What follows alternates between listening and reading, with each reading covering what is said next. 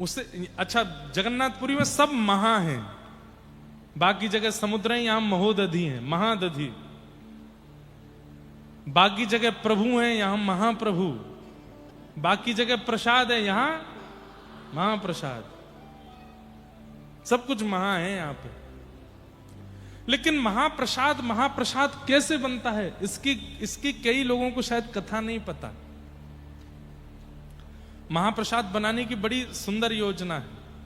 सब लोगों को केवल इतना पता है, एक के ऊपर एक हंडी रख देते हैं, सबसे ऊपर वाली पहले बन जाती है, फिर उसके बाद दूसरी, तीसरी, चौथी, सब इसी कथा को ही बोलते हैं। पर महाप्रसाद बनाने का सबसे पहला रूप, जितने भी महाप्रसाद बनाने वाले जो सेवक हैं, वे सब लक्ष्मी जी का आवाहन करके जाते हैं। और वे जब ठाकुर जी का प्रसाद सिद्ध करते हैं, सब विश्व की सबसे बड़ी पाकशाला है जगन्नाथ भगवान की जो रसोई है, और वे वहां पाक बनाने वाले, ठाकुर जी का प्रसाद बनाने वाले जितने भी सेवक हैं, उनको यह भूलना पड़ता है कि हम कौन हैं। उनको यह भाव लाना पड़ता है कि हम जगन्नाथ जी की पत्नी लक्ष्मी हैं। और इस भाव को धारण करके जब वे जाते हैं, तभी महाप्रसाद सिद्ध होता है। पहली बात, एक के भी मन में यह भाव आ गया कि मैं पंडा हूं, मैं पुजारी हूं, मैं पाकशाली हूं, या मैं कुछ और हूं, या मेरा रमेश नाम है, मेरा दिनेश नाम है, मैं ऐसा हूं, मैं वैसा हूं, महाप्रसाद में कोई कमी रह जाएगी, या फिर वो महाप्रसाद ठाकुर जी तक नहीं पहुंचेगा। उसके अंदर ये भावना उसको लानी ही पड़ती है कि हम ठाकुर जी की गृहिणी हैं, हम ठाकुर जी की पत्नी हैं, लक्ष्मी। पहली क्रिया। फिर दूसरा, गोपाल मंत्र का उच्चारण करके उसको सिद्ध किया जाता है।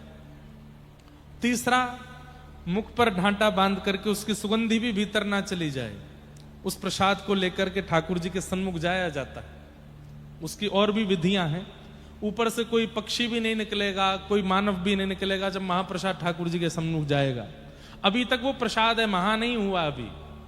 फिर ठाकुर जी के सन्मुख रखा जाता है, फिर पंचोपचार करके ठाकुर जी को भोग निवेदित किया जाता है। फिर उसके बाद में भीतर जितने भी 12 भागवतों का भोग लगाया जाता है, अंदर जितने भी मंदिर हैं सब जगह भोग पधराया जाता है। फिर बिमला देवी के सन्मुख उस प्रसाद को पधराया जाता है। और जब बिमला देवी भोग लगा लेती हैं, तब उसका नाम होता है महाप्रसाद। फिर वो महाप्रसाद बनता है। इसकी एक कणिका भी यदि पाली जाए तो उसका कितना कितना गुना फल। अब एक बार नारद जी वैकुंठ गए, लक्ष्मी जी सब सहचरियों के साथ में प्रसाद सिद्ध कर रही थी, ठाकुर जी चौकी पर बैठे थे। तो नारद जी बोले, मैं बस कीर्तन करता रहता हूं, कथा गाता रहता हूं, मेरी भी इच्छा होती है कि मैं भी आप लोगों की तरह ठाकुर जी की सेवा में रहूं।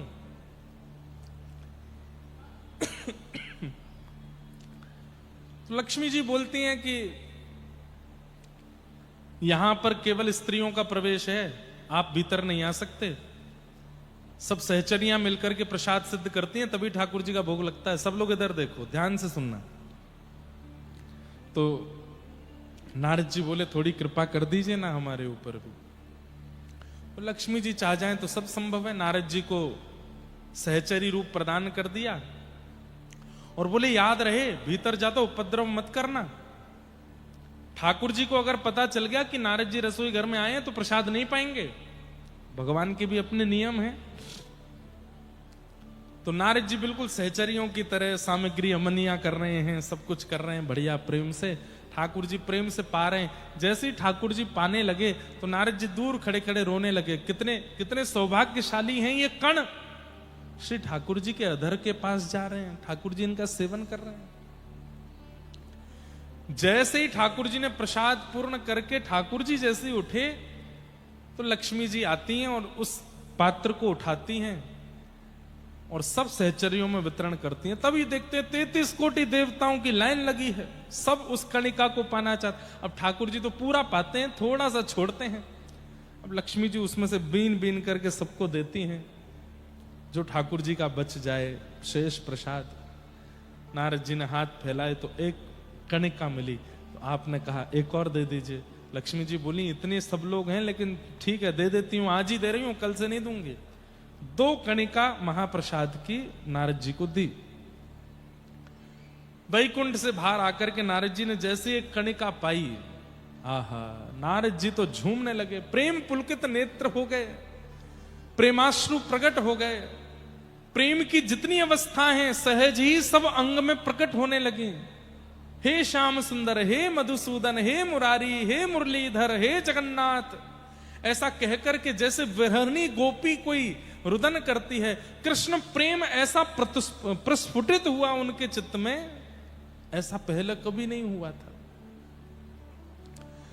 नारद जी प्रेम मगन नृत्य करते करते करते करते हिमालय में पहुंचे, और तभी कैलाश पर बैठे हुए महादेव ने जब नारद जी को देखा, कई बार ऐसा होता है ना किसी का रूप देख करके, किसी के वस्त्र देख करके, किसी की स्थिति देख के हमारे मन में इच्छा हो जाती है, काश हम भी ऐसे होते, काश हम भी ऐसे बोलते, काश ऐसे वस्त्र हम भी पहनते, काश ऐसा नृत्य हम भी करते, काश ऐसा हम भी गाते।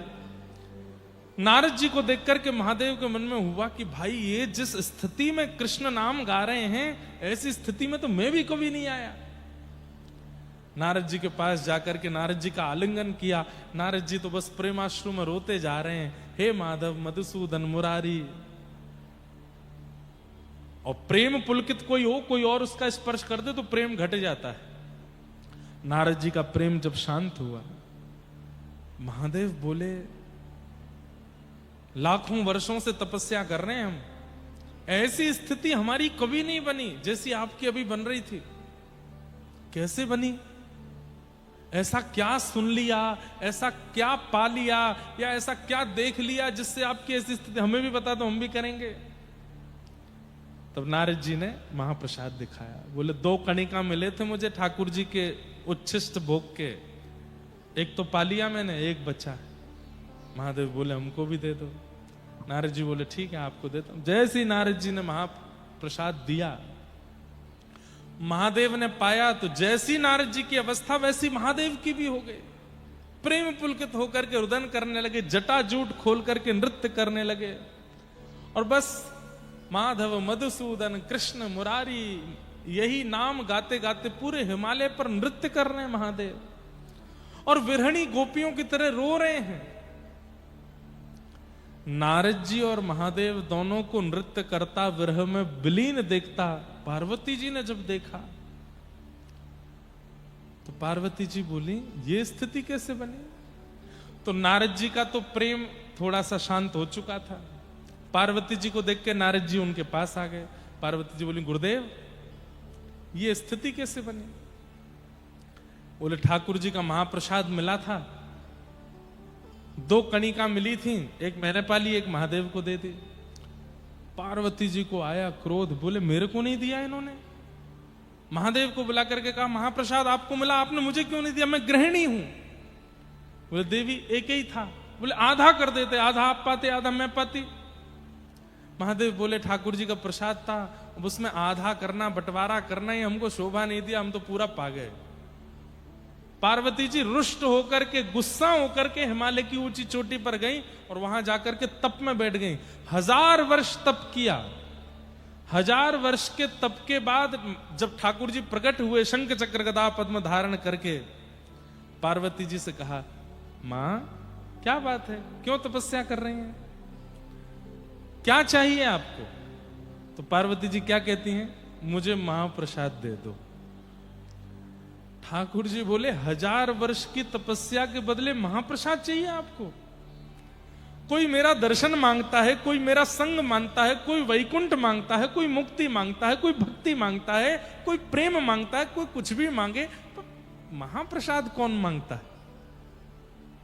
वो भी 1000 वर्ष की तपस्या के बाद। पार्वती जी बोली हमको बस महाप्रसाद ही चाहिए। बोले मां आपकी तपस्या के बदले यदि मैं एक बार महाप्रसाद दूंगा तो मुझे संतुष्टि नहीं होगी, इसलिए अभी तो मैं थोड़ा महाप्रसाद देता हूं अपना, लेकिन मैं वचन देता हूं कलिकाल में जब महाप्रभु जगन्नाथ के रूप में मैं नीलाचल धाम में विराजूंगा, तब आप बिमला देवी के रूप में वहां विराजना, और मेरा नित्य प्रसाद आप पाएंगी। जब तक आपको प्रसाद नहीं पधराया जाएगा तब तक वो महाप्रसाद बनेगा ही नहीं। नित्य आपको प्रसाद मिलेगा। दूर खड़े नारद जी और शंकर जी बोले हम पे भी कर दो ने कृपा। बोले आपको भी इनके आगे हाथ पसारने पड़ेंगे तभी मिलेगा। तब से विमला देवी को नित्य महाप्रसाद का ठाकुर जी का भोग लगता है। ऐसे जगन्नाथपुरी के हमारे श्री जगन्नाथ प्रभु और उनका महाप्रसाद। आप सब तो यहाँ के निवासी हैं, सब जानते ही होंगे। हम तो बहुत ध्यान रखते हैं महाप्रसाद पाने में। ऊपर बैठ के नहीं पाना, नीचे बैठ के पाना है, किसी के साथ भी पा सकते हैं, एक कणिका भी छोड़नी नहीं है। और एक और नियम है, महाप्रसाद पाने के बाद हाथ नहीं धोने। आप कहोगे तो ऐसे ही घूमे। उसका भाव तो ऐसा है कि जब महाप्रसाद पालें उसके बाद में उस हस्त कमल को आप ऐसे ही रखो। थोड़ी देर में जब वो सूख जाएगा तो उसको ऐसे चूरा करके जो उसका थोड़ा बचे उसको भी पालो, और उसके बाद शेष जो है उसको पूरा ऐसे लगा लो अपने अंग पर। जब एक एक कणिका पूरे अंग पर लग जाए, एक भी कण ना बचे, तब हाथ धो सकते, नहीं तो हाथ भी नहीं धोने चाहिए। बड़े नियम है महाप्रसाद के। तो ये सब महाप्रसाद की कृपा, और इस महाप्रसाद की कृपा हम पर हर कथा में होती है। हर कथा में महाप्रसाद प्राप्त होता है। किन की कृपा से? भागवत जी की कृपा से। श्रीमद् भागवतम शास्त्रम कलौ कीरेण भाषितम। ऐसी भागवत जी। लेकिन ये भागवत की कथा सबको सुनने के लिए प्राप्त नहीं होती। जन्मांतरे भवेत् पुण्यम तदा भागवतम लभेत्। एतस्माद् परम किंचित मनः शुद्ध्यै न विद्यते जन्मांतरे भवेत् पुण्यम तदा भागवतम लभेत्। अब इसका अर्थ क्या है? यहां कह रहे हैं कि अनेक जन्मों के पुण्य जब इकट्ठे होते हैं तब कथा सुनने के लिए प्राप्त होती है। तो इसका मतलब क्या समझें कि आप सब लोग बहुत जन्मों के पुण्य करके बैठे हो तभी कथा मिली है? ना, यहां पर हजारों लोग बैठे हैं, पर हजारों को कथा मिलेगी ये नहीं है। आप में से गिनती के 10, 15, 20, 100 लोग ही होंगे जो 7 दिन में इस कथा को ग्रहण कर पाएंगे। नहीं तो कोई फोन में व्यस्त हो गया, कोई सो गया कथा में आकर के, किसी का मन कहीं और लगा है, कोई कुछ काम में, किसी काम में, किसी भाव में। यहां आकर के सप्ताह कथा को ग्रहण वही कर पाएगा जिसके अनेक जन्मों के पुण्य होंगे। आप लोगों का कथा में मन लगे इसलिए यह बात नहीं कह रहा हूं मैं। आप कितना भी मन लगाने का प्रयास कर लो, फोन बंद करके बैठ जाओ, मेरुदंड सीधा करके बैठ जाओ, आंखें पलक खोल करके बैठ जाओ, कान खोल के बैठ जाओ, एकांत में बैठ जाओ, किसी से बात नहीं करेंगे, ऐसे बैठ जाओ, लेकिन यदि आपके ऊपर भागवत जी को कृपा नहीं करनी तो समझ में आएगी ही नहीं।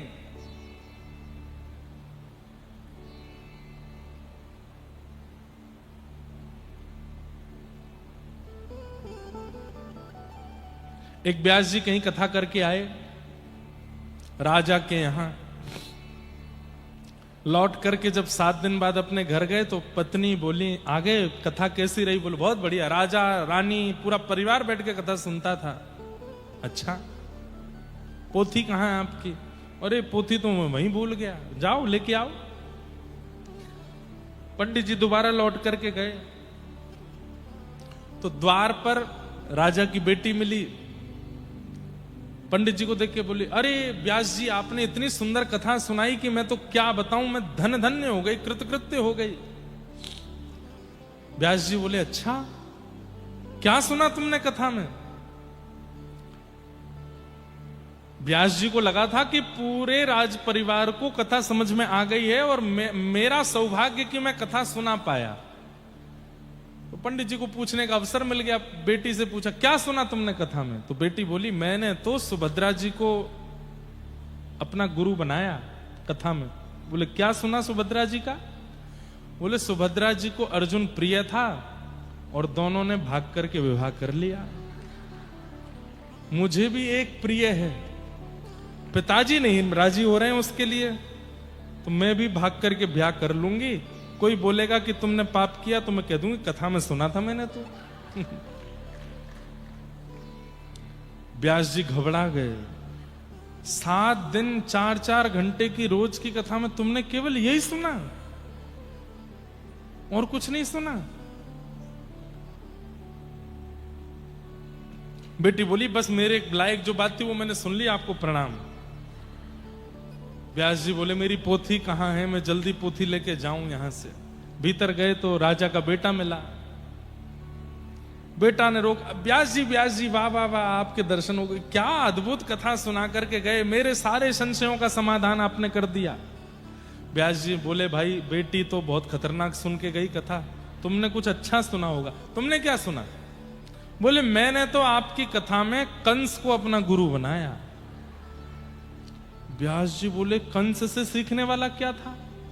बोले कि कंस पूर्ण योग्य था राज्य गद्दी पर बैठने के, लेकिन दुष्ट उग्रसेन पिता उसको बैठने ही नहीं दे रहा था, तो कंस ने अपने पिता को ही कारागृह में डाल करके जबरदस्ती बैठ गया।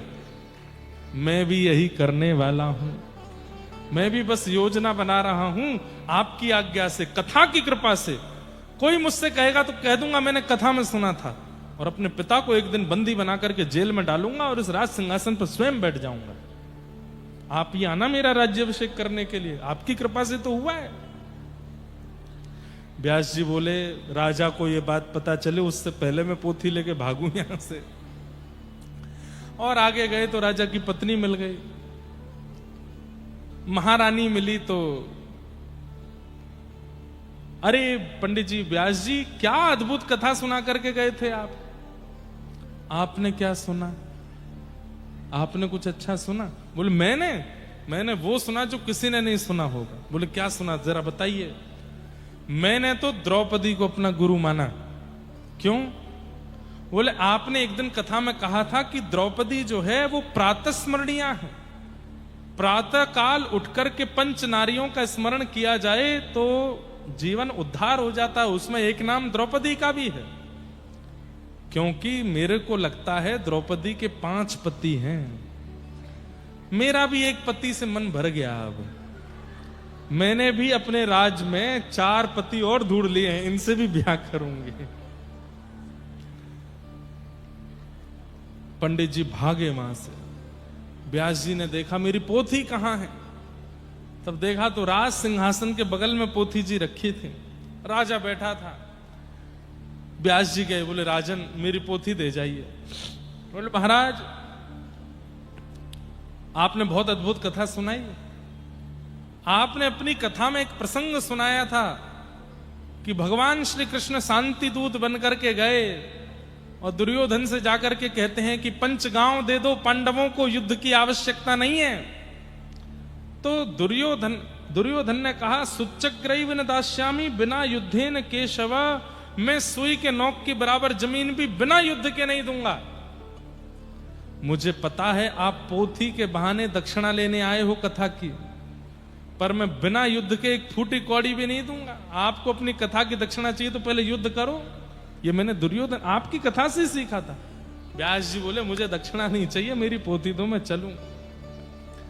कथा का कई बार कई लोग अनर्थ अर्थ लगा लेते हैं और उस अनर्थ के कारण अपनी सुनी हुई, तो इसका भी क्या अर्थ लगाना चाहिए कि ये उनके पुण्य नहीं थे इतने, उनका भाग्य नहीं था इतना कि वो श्रेष्ठ भाव सुन सके। वे केवल वही सुन पाए जिससे उनका अनहित होना था। इसलिए कथा में भीड़ कितनी है, कितने हजार लोग कथा सुनने आए, ये बड़ी बात नहीं है। उन हजारों में समझ में किसको आ रही है, किसके जीवन को परिवर्तित हो रही है, किसके जीवन का उद्धार कर रही है, ये विशेष बात है। तो इसलिए आप लोग सब प्रयास करो कि आपको कथा उतरे जीवन में। और कथा उतरेगी तो आपके लक्षण क्या होंगे? पहला लक्षण मौन, थोड़े शांत हो जाओगे आप, कथा उतरेगी तो। दूसरा लक्षण चिंतन प्रारंभ हो जाएगा, एकांत में रहकर के मनन करने लग जाओगे। तीसरा सृष्टि असत्य है, मिथ्या है, केवल नाथ ही परम सत्य हैं, ये स्पष्ट हो जाएगा मन में। चौथा, मेरे जीवन के बहुत कम दिन बचे हैं, अब मुझे भगवत प्राप्ति का साधन करना है, इसकी चिंता प्रारंभ हो जाएगी। और पांचवा, कृष्ण विरह में नेत्र सजल होने प्रारंभ हो जाएंगे। ये पंच लक्षण प्रकट होने लग जाएंगे यदि कथा आपके जीवन में आ गई तो। अब कोई जानबूझ करके करने लगे तो बात अलग है। कलयुगी जीव हैं, कहो तो शांति ही घूमने लग जाए, कहो तो आंखों पे कपूर लगा करके जगन्नाथपुरी की तरह घूमे कि आंसू निकल रहे हैं हमारी कथा के बाद। नहीं,